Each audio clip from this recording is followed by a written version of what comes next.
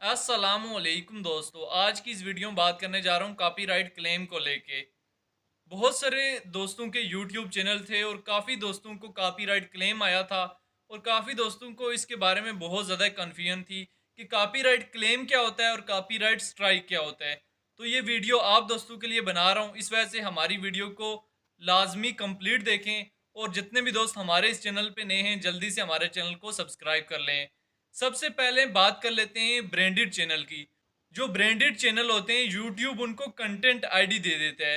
आप कोई भी सॉन्ग यूज़ करते हैं बड़े चैनल का या कोई भी म्यूज़िक यूज़ करते हैं तो आपको कॉपीराइट क्लेम आ जाता है। अभी मैं आपको बताता चलूँ कि अगर आपका चैनल मोनेटाइज है तो आपके चैनल पर क्या इफ़ेक्ट होगा कॉपीराइट क्लेम का। तो मैं आपको बताता चलूँ कि जिस वीडियो पे कॉपीराइट क्लेम आया है उससे कोई रेवेन्यू जनरेट आप नहीं कर सकेंगे। रेवेन्यू अगर वो कंटेंट आईडी वाला चाहे तो आपके साथ शेयर कर सकते हैं। रेवेन्यू सारा किसके पास जाएगा? ओरिजिनल कंटेंट आईडी जिसकी है उसके पास जाएगा, आपके पास नहीं आएगा जब आपके पास कॉपीराइट क्लेम आ गया। कॉपीराइट स्ट्राइक में ये होता है कि वीडियो आपके चैनल से डिलीट कर दी जाती है, लेकिन कॉपीराइट क्लेम में ऐसा नहीं होता, वीडियो आपके चैनल पर ही रहती है, लेकिन रेवेन्यू उससे जनरेट नहीं होता। अगर कंटेंट आईडी वाला बंदा चाहे तो वो आपके साथ रेवेन्यू शेयर कर सकता है। कॉपीराइट स्ट्राइक में ऐसा होता है कि वीडियो आपके चैनल से डिलीट कर दी जाती है, लेकिन कॉपीराइट क्लेम में ऐसा बिल्कुल नहीं होता। वीडियो आपके चैनल पर ही रहती है, लेकिन आप उससे रेवेन्यू कलेक्ट नहीं कर सकते। कंटेंट आईडी वाला बंदा चाहे तो वो आपके साथ रेवेन्यू शेयर कर सकता है, लेकिन डायरेक्टली जो है आप रेवेन्यू कलेक्ट नहीं कर सकते। बंदे का म्यूजिक आपने यूज किया है वो आपकी वीडियो को ब्लॉक भी करवा सकता है, पार्शियली ब्लॉक भी करवा सकता है कुछ कंट्रीज में, और उसके बाद उसका रेवेन्यू आपके साथ चाहे तो शेयर भी कर सकते हैं। रेवेन्यू सारा किसके पास जाएगा? उस बंदे के पास जिसकी कंटेंट आईडी है। अभी कॉपीराइट क्लेम को आपने कैसे हटाना है, नीचे डिस्क्रिप्शन में एक वीडियो भी दे रहा हूँ, आप वो वीडियो भी देख सकते हैं। जो वो हिस्सा है कॉपीराइट क्लेम वाला, आप उसको ट्रिम भी कर सकते हैं, म्यूट भी कर सकते हैं, ताकि आप रेवेन्यू कलेक्ट कर सकें।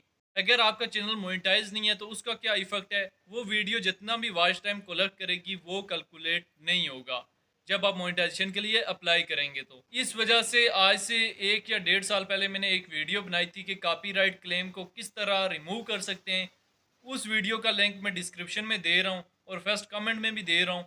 आप उस वीडियो को जाके लाजमी देखें कि आप कॉपीराइट क्लेम को किस तरह रिमूव कर सकते हैं, आप वो हिस्सा वीडियो का किस तरह म्यूट कर सकते हैं। यूट्यूब की एक ऑडियो लाइब्रेरी होती है, आप उससे दूसरा म्यूज़िक यूज़ करके किस तरह कॉपीराइट क्लेम को ख़त्म कर सकते हैं। उम्मीद है दोस्तों आप समझ गए होंगे कि कॉपीराइट स्ट्राइक और कॉपीराइट क्लेम में क्या फ़र्क है। एक फ़र्क है कि कॉपीराइट स्ट्राइक का बहुत बड़ा इफ़ेक्ट होता है आपके चैनल पे और कॉपीराइट क्लेम का इतना बड़ा कोई इफ़ेक्ट नहीं होता। वीडियो डिलीट हो जाती है कॉपीराइट स्ट्राइक में और कॉपीराइट क्लेम में वीडियो डिलीट नहीं होती। और कॉपीराइट स्ट्राइक 3 आ जाएँ तो आपका चैनल यूट्यूब की दुनिया से ख़त्म कर दिया जाता है, डिलीट कर दिया जाता है। जबकि कॉपीराइट क्लेम जो है वो अगर 4-5 जितनी भी आ जाएँ तब भी आपका चैनल डिलीट नहीं होता।